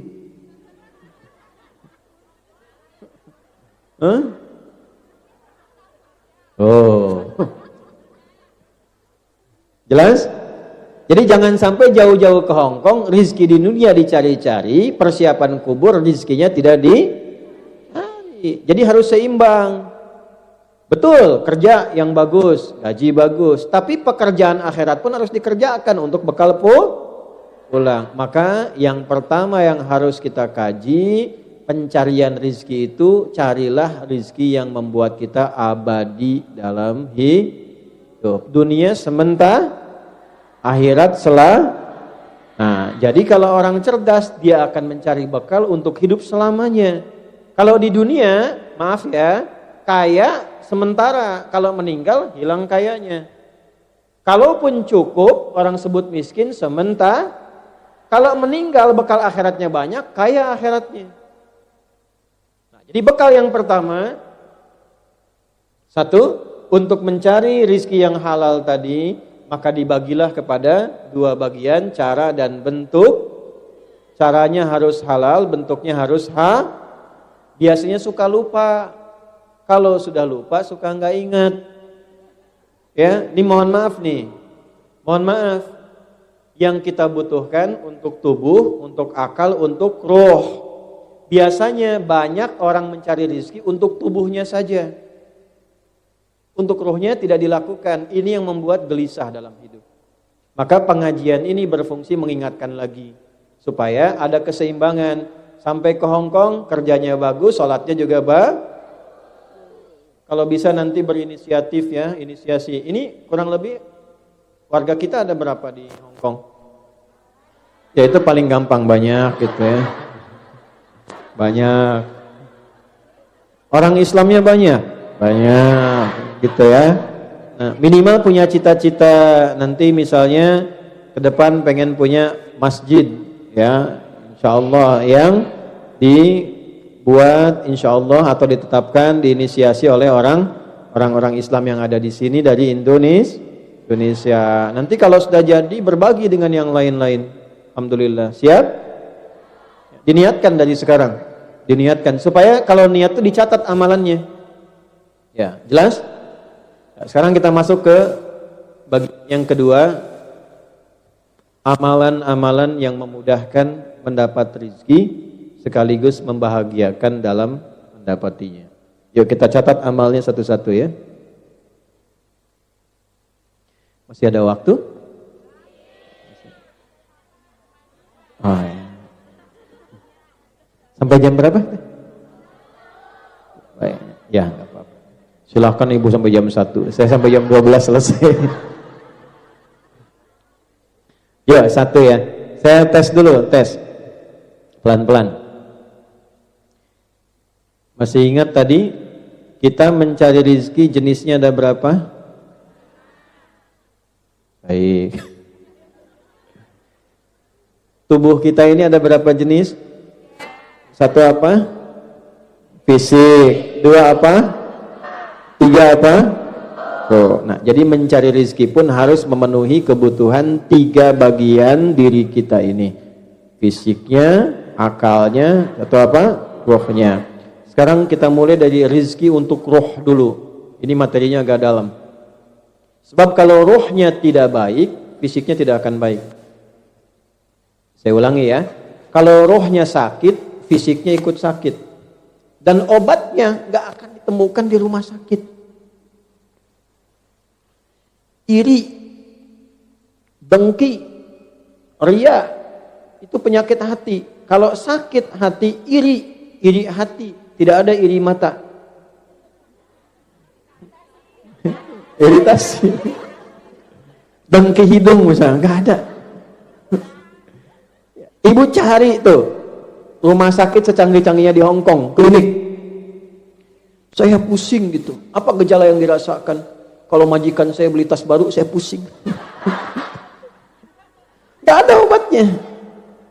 Nah, maka yang pertama, yuk amalan untuk mendapatkan rizki bagi roh. Quran surat 13 ayat 28. Ala bidzikrillahi tatma'innul qulub. Yakinkan pada hatimu yang paling dalam, dengan banyak berzikir kepada Allah akan memberikan ketenangan pada hatimu. Jadi rizki yang paling tinggi untuk roh, untuk kolbu kita adalah ketenangan. Tadi yang pertama ditulis. Rizki pertama untuk kebutuhan kolbu, yaitu ini langsung Allah yang sampaikan. Ini intinya. Ala wa inna fil jasadi mudghatan idza salahat salahal jasadu kulluhu wa idza fasadat fasadal jasadu kulluhu ala wa hiyal qalb. Ada inti kehidupan manusia, kalau itu tenang, yang lain baik semua. Kalau ini enggak tenang, rusak kolbunya, maka semua tubuhnya pun akan rusak. Di sini intinya. Nah, amalan untuk ketenangan kolbu itu hanya satu. Karena yang menguasai kolbu itu Allah, yang mencipta Allah, di dalamnya ada roh yang punya Allah, yang tahu siapa? Allah. Kata Allah, amalan kolbu itu adalah ini.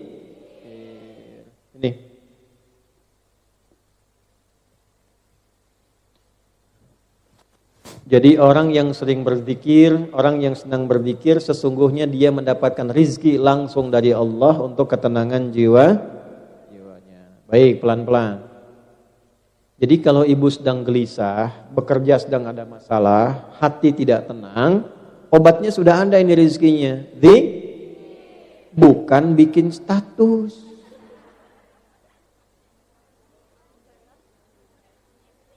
Buka Instagram.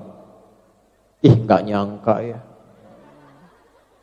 Nah, itu sedang nyangka. Orang yang bilang gak nyangka sedang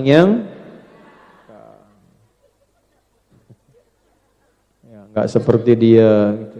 Macam-macam. Jadi sekarang sudah tahu kalau sedang gelisah, sedang nggak enak, sedang ada masalah, apapun pekerjaannya, sedang bikin nggak tenang, alihkan kemana? Ke Sekarang apa saja bentuk zikir itu? Ya, sekarang kita rinci. Ya, kalau sudah tahu, sudah selesai pengajian. Jenis-jenis zikir. 1. Pelan-pelan. Saya berikan beberapa kalimat ya, beberapa amalan. 1, kalimat yang mudah diucapkan, menenangkan kepada hati, mendatangkan cinta Allah. Mau? Istighfar.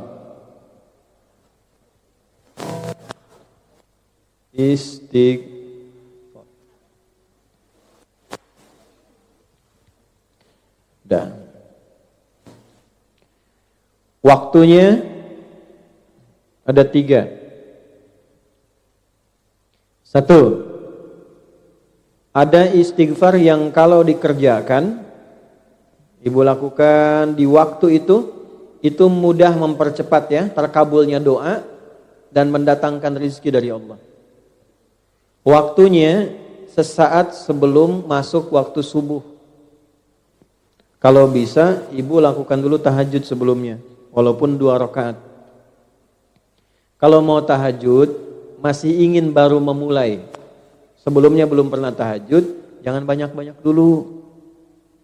Nabi juga kasih rumus, sholatul laili matna-matna. Sholat malam itu kalau ingin bangun malam, ingin tahajud, misal, jangan dipaksa banyak dulu. Kata Nabi, matna-matna, mulai 2 rakaat dulu. Itu pun pilih surat yang paling mudah kita hafalkan. Boleh. Jangan maksa, wah 2 rakaat, satunya Al-Baqarah, keduanya Ali Imran misalnya. Ya. Itu pun Alif Lam Mim juga, cuman sekali langsung ruku. Enggak, ini betul. Dalilnya Al-Muzammil ayat ke-20, faqra'u ma tayassara minal Quran. Silahkan tahajud, baca yang paling mudah, yang paling ringan. Misal, karena ini lagi musim dingin, misalnya di Hong Kong, cool, ya. Baca 3 cool. Rakaat pertama, qul a'udzu birabbil falaq. Rakaat kedua, qul a'udzu birabbin. Nah, nanti witir, qul huwallahu ahad. Enggak apa-apa. Enggak, nyaman dulu aja, yang penting nyaman. Nanti kalau sudah merasa bosan dengan 2 rakaat, tambah lagi 2 rakaat. 2 rakaat lagi misalnya ad-duha dengan al-insyirah. Enggak apa-apa, sampai merasa nyaman dulu. Jangan dipaksakan langsung 11, langsung 23. Nanti begitu capek besoknya enggak mau lagi. Betul. Nabi juga bacanya yang ringan-ringan. Nabi itu kalau tahajud yang ringan. Tapi ringan versi Nabi beda dengan ringan versi Nabi itu paling ringan, rakaat pertama 100 ayat. Al-Baqarah. Ya pernah ada yang mau ikut di belakang beliau, beberapa sahabat. Ya pernah ikut tuh di belakang beliau.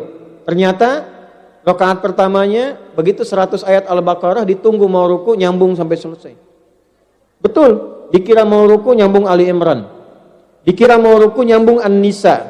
Begitu selesai 5 juz 4 halaman kurang lebih, rakaat pertama 5 juz 4 halaman kurang lebih, ruku.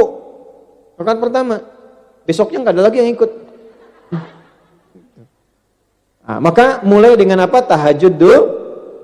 Nah, tahajud pun kalau bisa jangan terlalu awal. Kalau baru mau memulai ya, belum terbiasa, dekatkan ke subuh. Misal subuh jam berapa tadi?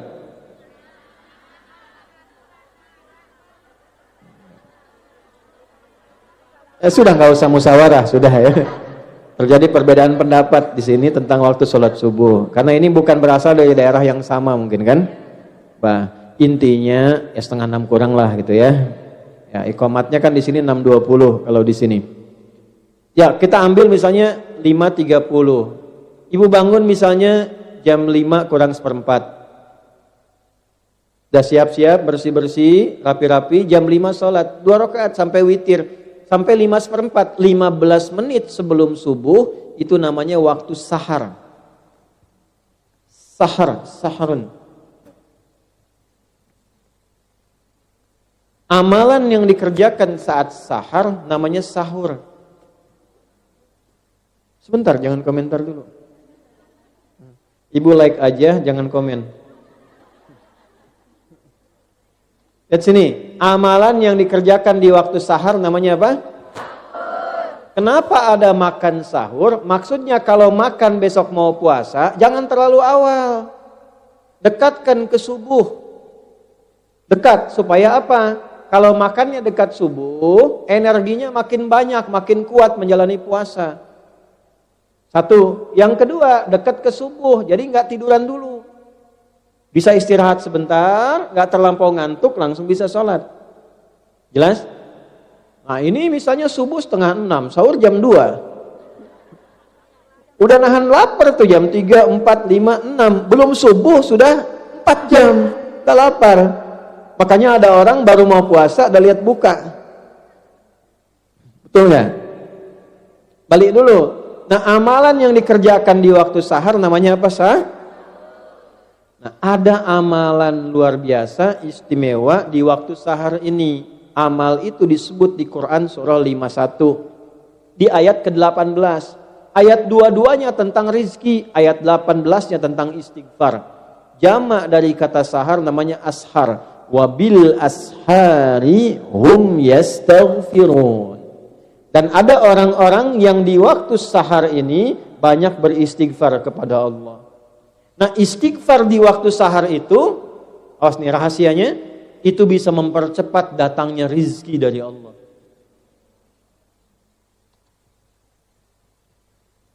Sudah? Jadi ayat 18-nya tentang istighfar, ayat 22-nya tentang rizki. Jadi kalau bisa, ya malamnya bangun dulu, tadi jam 5 kurang seperempat, jam 5-nya sholat walaupun 2 rakaat. Setelah itu witir, istighfar. Apa kalimat istighfarnya? Bacaannya apa?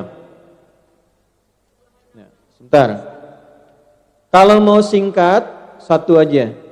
Astaghfirullahaladzim. Astaghfirullahaladzim. Astaghfirullahaladzim. Sudah? Kalau ingin istighfarnya itu sekaligus menggugurkan dosa, diampuni dosa-dosa yang sebelumnya pernah dikerjakan. Nih ada ijazahnya langsung dari Nabi nih. Astaghfirullahaladzim alladzi la ilaha illa huwal hayyul qayyum wa atubu. Bagus. Itu ya. Kalau bisa astaghfirullahaladzim alladzi la ilaha illa huwal hayyul qayyum wa atubu ilaih. Jelas? Baca itu sampai datang waktu di alarm aja. Kasih alarmnya adzan misalnya, karena kan jarang terdengar sampai ke rumah kan. Baik. Nggak ada adzan kan? Dan ibu nggak harus adzan sendiri. Pakai aja suara alarm pas jam sekian adzan. Berhenti, siap-siap waktu Coba mulai praktekkan. Lagi sudah masuk bulan Rajab nih, praktekin. Ya, siap? Nah, nanti lihat setelah itu perbedaannya seperti apa. Nah, yang kedua, ada istighfar yang dilakukan saat berbuat salah. Nanti dalilnya Quran surat Nuh ayat 10. Faqultu astaghfiru rabbakum innahu kana ghaffara. Tuh lihat setelah itu, yursilis samaa 'alaikum midrara wa yumdidkum, melipat gandakan harta. Istighfar. Jadi kalau sedang salah, langsung istighfar. Salah lihat, istighfar, astagfirullah. Ya, yang bapak-bapak biasanya nih. Luar jalan, lagi musim panas tuh, astagfirullah. Astagfirullah tuh langsung paling ya, astagfirullah. Astagfirullah. Nah itu dibalas oleh Allah, diperintahkan malaikat catat, ganti dengan rizki. Jadi berpaling dari yang salah, diberikan yang soleh. Dan ternyata tambahannya, ditambahkan rizki oleh Allah. Itu rahasianya tuh. Jadi istighfar, taubat dari kesalahan, taubat dari dosa, itu mendatangkan ampunan sekaligus pemberian rizki. Nah, 1 istighfar menjelang 2 istighfar saat berbuat 3 istighfar dalam setiap kesempatan. Tidak dibatasi waktu. Misal nunggu ustadz kajian banyak istighfar, astagfirullah, astagfirullah, astagfirullah. Di jalan perjalanan istighfar, astagfirullah, astagfirullah, astagfirullah. Yang ketiga ini yang paling dahsyat. Kalau sudah terbiasa pada yang ketiga, maka datanglah cinta Allah. Itu Bu, kalau Allah sudah cinta, belum minta sudah dikasih. Ibu kalau ada anak yang sangat dicintai, dikasih apa aja kan? Belum minta sudah diberi kan? Itu kalau ada hamba Allah rajin istighfar. Tanpa batas, tanpa waktu, jangankan meminta, sebelum minta yang dia butuhkan Allah kirimkan. Jadi ada, sekaligus saya tutup sebentar, ada satu orang pembuat roti, dia rajin istighfar, bikin roti istighfar, bikin adonan istighfar, istighfar terus kan. Tiba-tiba ada seorang ulama besar sekali, namanya Imam Ahmad bin Hanbal. Ada yang menyebut Imam Hasan al-Basri. Tapi semua orang sepakat ulama, hanya beda tentang siapa namanya. Intinya ulama besar ini tiba-tiba datang ke daerahnya. Pengen datang aja. Karena capek, lelah, singgah di masjid Bu. Begitu tiduran, Di situ viral, ulama besar viral, tapi nggak pernah lihat orangnya. Karena dulu kan nggak ada YouTube, nggak ada Facebook, nggak ada Instagram, ya, nggak ada TV. Jadi tahu namanya, tapi tidak pernah lihat orang. Begitu kemudian beliau sedang rebahan di dalam masjid, itu diusir oleh marbotnya. Kamu nggak boleh rebahan di sini. Padahal marbot itu dengar ulama besar, tapi belum telah lihat orang. Dan ulama ini saking tawadunya, nggak bilang, saya ini ulama besar loh, gitu. Keluar, tiduran di luar, di pelataran masjid, diusir juga, nggak boleh di sini, keluar. Roh, katanya, roh. Ya, roh itu bahasa tertinggi. Kalau orang marah, orang Arab minta pergi, pertama idhab, pergi. Yang kedua barwah itu di luar, keluar sana. Yang ketiga roh itu dari kata roh, pergi dengan roh-rohnya sekalian. Roh katanya. Ayo Allah roh, pergi. Rohnya pun jangan tinggal, pergi. Itu begitu ulama besar ini keluar jalan, tiba-tiba kelihatanlah di tempat toko yang tukang roti tadi sedang bikin adonan. Nah, tukang rotinya lihat lelah kan, dipanggil, Syekh, kayaknya lelah, istirahat di sini saja. Nah, begitu sedang istirahat, singkatnya ulama ini melihat si pembuat roti ini sering istighfar. Ulama ini tahu faidahnya tahu, manfaatnya tahu. Tapi ingin membuktikan di lisan pembuat roti ini, bertanya, "Ya fulan, aku lihat tadi kamu bikin adonan istighfar. Jadi roti istighfar. Saya hanya ingin tanya, apa manfaat istighfar ini untuk kamu?" Kata pembuat roti ini kisah nyata.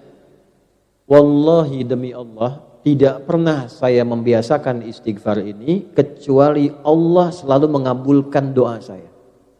Tidak pernah satu doa pun ditolak.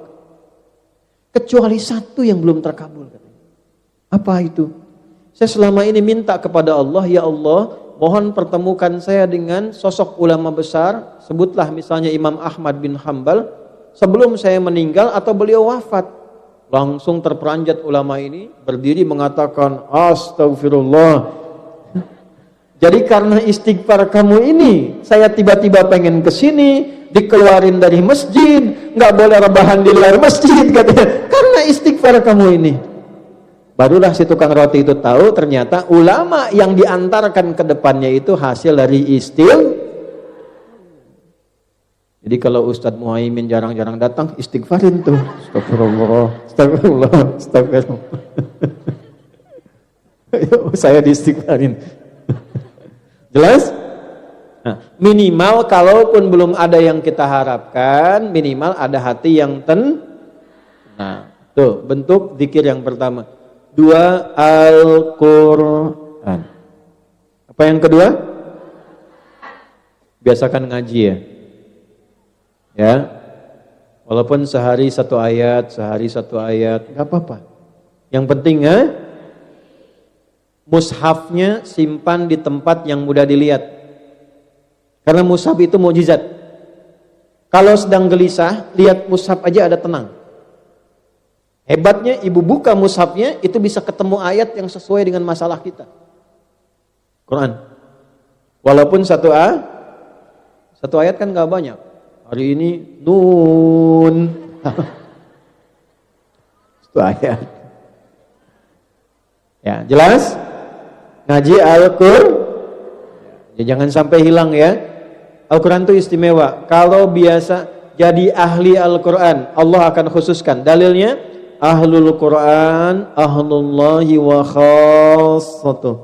Kata Nabi, kalau sudah jadi ahli Al-Qur'an, itu spesial di sisi Allah dan dijadikan VVIP. Ahli Quran itu kemanapun akan disambut. Dijadikan oleh Allah, difirmankan kepada orang di tempat manapun, perlakukan dengan baik. Jaga dengan baik. Ahli Quran. Untuk jadi ahli Quran tidak harus hafal 30 juz. Ahli Quran itu arti sederhananya orang yang dekat dengan Quran. Ibu kalaupun belum hafal nggak apa-apa, tapi tiap hari berusaha satu ayat, sampai punya rasa cinta pada Al-Quran. Kalau sudah punya rasa cinta pada Al-Quran, itu akan berbeda. Ibu kalau nggak percaya silahkan mulai dari sekarang. Dekati dulu, baca sedikit-sedikit. Jelas? Baik. Yang ketiga, Salat. Ini puncaknya. Apa? Karena dalam salat ada istighfar, dalam salat ada Al-Qur'an, dalam salat ada tilawah. Ini puncaknya. Salat. Dalilnya Quran surah 20 di ayat ke-14. Innani anallahu la ilaha illa ana fa'budni wa aqimis salata li dzikri. Tunaikan salat sebagai zikir puncak kepadaku. Salat. Jangan tinggalkan Kalau sedang gelisah tunaikan ada masalah Jadi kalau nanti di rumah di Indonesia telepon, misalnya anak sakit belum bisa nengok, sholat. Hajatnya tumpahkan dalam sholat. Makanya sholat di Quran diisyaratkan dengan hajat. Sholat. Minta sama Allah, ya Allah, Engkau yang menggenggam semua hal, Engkau yang menyembuhkan, Engkau perintahkan aku sholat ya Allah. Engkau perintahkan aku berdoa ya Allah. Sekarang aku mohon padamu yang telah berjanji mengabulkan. Kalau dengan apa yang aku kerjakan belum Engkau kabulkan, tunjukkan padaku dengan cara apa lagi aku mesti menunaikan ibadah kepadamu. Salat. Nabi Zakaria belum ada keturunan. Apa yang beliau amalkan? Salat. Nabi Ibrahim meninggalkan Ismail, pesannya salat. Ya, semua salat. Nabi Musa salat, Nabi Isa salat. Jadi semua kalau ada persoalan menunaikan salat. Jadi tolong jangan tinggalkan apa Jelas sampai sini? Baik. Yang terakhir sebagai bonus, perbanyak sholawat. Ya. Saya lihat Masya Allah ya, Masya Allah ini ahli sholawat terlihat ya. Kita masuk tadi sholawat sampai ada rasa cinta pada Nabi. Ya, kalau sudah ada rasa cinta pada Nabi, biasa sholawat, nanti Allah balas minimal 10 kali lipat. Ya, kata Nabi gini, man shalla alayya sholatan wahidah sallallahu alaihi asyru salawat. Siapa yang biasa salawat padaku walaupun cuma sekali, Allah akan perintahkan pada malaikat balas 10 kali lipat. Nah itu, ini rizki yang pertama. Jadi kalau sudah bisa salat berarti masih dapat rizki. Orang yang walaupun gajinya besar, kerjanya enak, tapi dia tidak salat, sejatinya dia belum mendapatkan rizki dari Allah. Minimal untuk kebutuhan rohnya. Bisa sholawat, istimewa. Bisa baca Quran, istimewa. Bisa istighfar, luar biasa.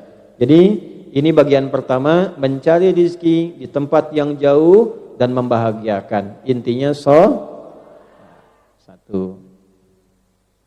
Sudah capek?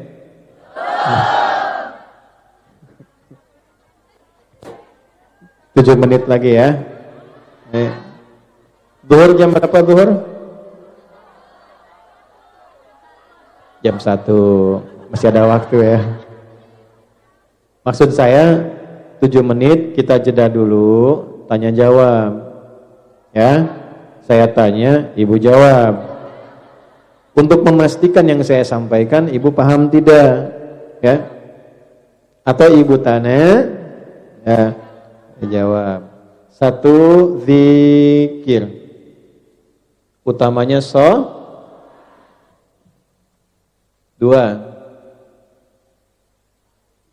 Sudah. Mencari rizki untuk akal. Ini harus berfungsi. Ini agak dalam Bu ilmunya ya. Kalau akalnya bekerja, nanti fisiknya mudah tugasnya. Dimanapun ibu bekerja. Kalau ilmunya nambah, nanti kerja fisiknya ringan. Apa amalan untuk rizkinya akal? Yang pertama, rajin baca.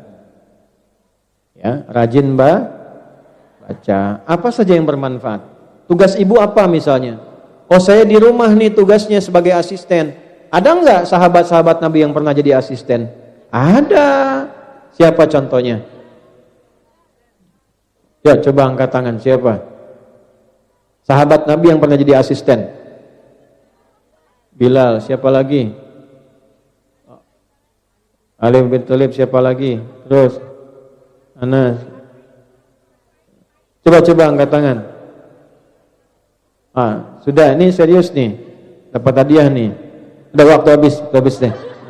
Benar sekali nih. Baru mau nyebut umur waktunya habis. Nih, saya kasih satu aja. Asisten Nabi itu ada yang anak-anak remaja ada. Ada yang dewasa ada. Di antara yang dewasa itu ada yang namanya Anas bin Malik. Itu dari remaja sampai dewasa, kurang lebih 20 tahun mengasisteni Nabi. Tahu nggak apa yang terjadi? Anas ini punya ibu namanya Malikah. Pelan-pelan ya. Ibunya siapa namanya? Single parent. Datang ke Nabi mengatakan, "Ya Rasulullah, saya punya anak cekatan nih. Bisa jadi asisten Nabi."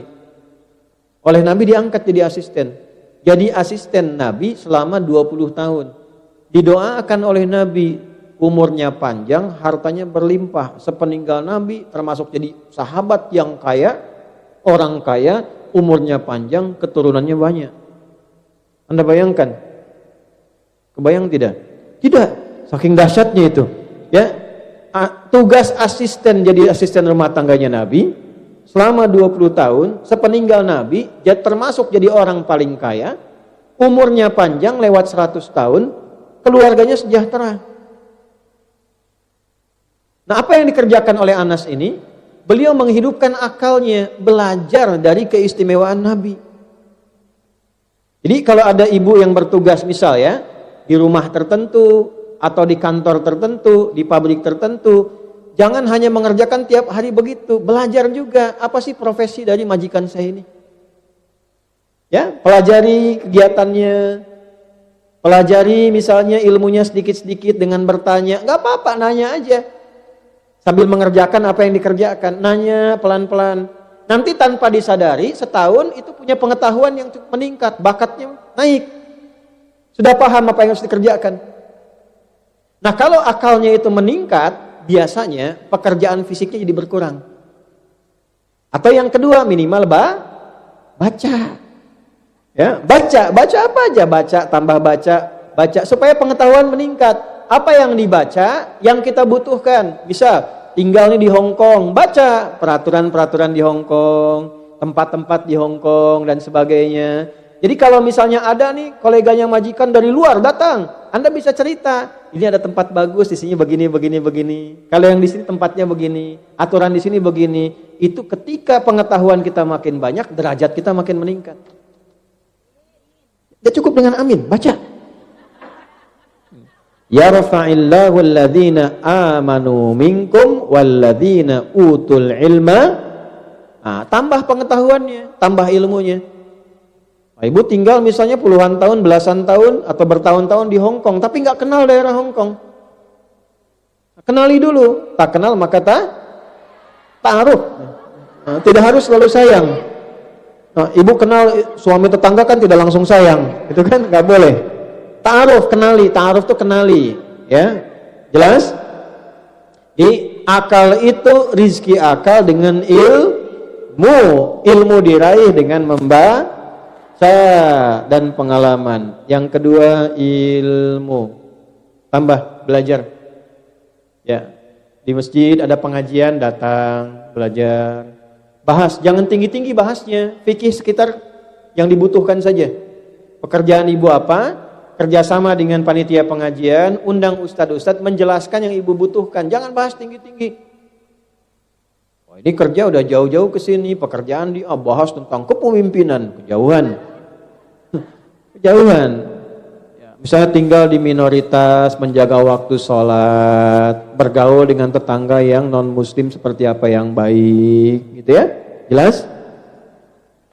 Tiga, masuk pada yang fisik nih. Amalannya apa nih yang ilmu? Satu, doanya saya coba ajarkan doa dari Al-Quran ya, ini ijazahnya, singkat saja.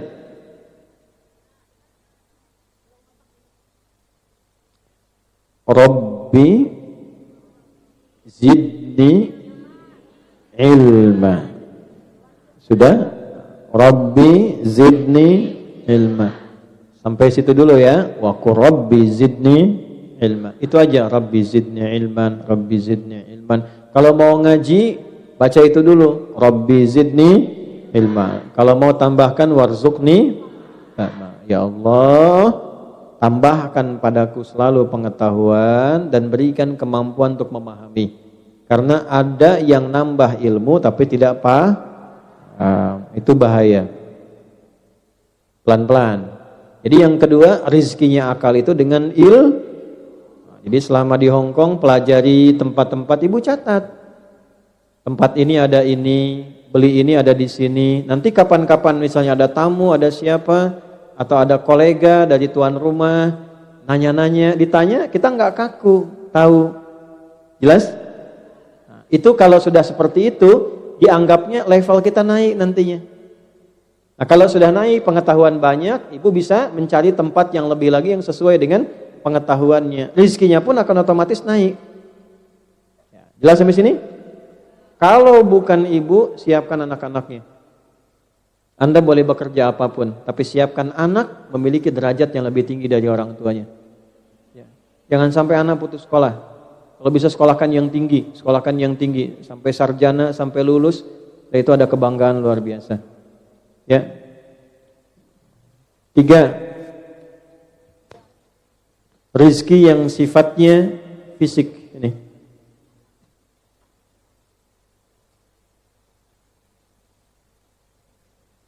Pelan-pelan. Saya cek dulu untuk memastikan rizkinya roh apa itu? Zikir. Rizkinya akal, ilmu. Tadi sudah ya, amalannya sudah, bacaannya sudah. Rizkinya fisik. Sekarang masuk pada bagian yang ketiga. Segala yang dikonsumsi yang sifatnya halal. Yang dimakan, yang diminum, yang dipakai. Segala yang dikonsumsi yang sifatnya yang dimakan, diminum, pakaian, pastikan halal. Bagus, boleh. Tapi bagus punya orang, jangan. Baik ya. Makanan enak, boleh. Enak tapi haram tidak boleh. Dah, itu semua kebutuhannya. Jadi kalau akal itu ilmu, roh itu zikir, kalau fisik itu segala yang dimakan dan dipakai. Caranya bagaimana? Kembali ke tadi. Pastikan semua yang kita kerjakan halalan thayyib. Halal dan baik. Halal plus thayyib. Nah, disinilah ibu keluarkan nanti dengan pengajian, kan biasanya banyak ya pengajiannya. Nah, keluarkan, coba cari bentuk pengajian yang materinya, yang diajarkannya, mengeluarkan yang ini, yang thayyib yang ada di Hong Kong apa saja. Kalau belum ada, usahakan bikin ada. Misal, ini kan 170.000 kurang lebih. Tadi malam bahkan saya dapat data 185.000 orang Indonesia yang ada di Hong Kong. Kalau misalnya 80% itu muslim, butuh makan kan? Ya, kenapa nggak diupayakan misalnya bikin kayak kantin untuk orang-orang Indonesia yang muslim misalnya, cari makanan yang halal. Artinya ada peluang kan? Peluang untuk masak, peluang untuk bikin restoran, peluang untuk macam-macam kebutuhan. Ini kan butuh berpakaian yang bisa digunakan untuk sholat kan? Berarti ada peluang kan? Peluang untuk jual pakaian yang baik, yang syar'i dan sebagainya. Ada perangkat-perangkat yang bisa digunakan. Nah, itu apa yang bisa dilakukan? Kalau tidak dengan komunitas ini, bisa berkomunikasi dengan yang Hong Kongnya siapa? Bekerja sama dan sebagainya. Nah, di luar itu, hal-hal yang umum silahkan cari. Ya, dicek. Makanya tadi saya katakan yang nomor 2 itu, kenali di sini mana saja pekerjaan yang halal, mana saja pekerjaan yang thayyib. Ada yang sifatnya halal tapi belum tentu thayyib. Ada yang thayyib tapi belum tentu maka dicari halalan thayyib.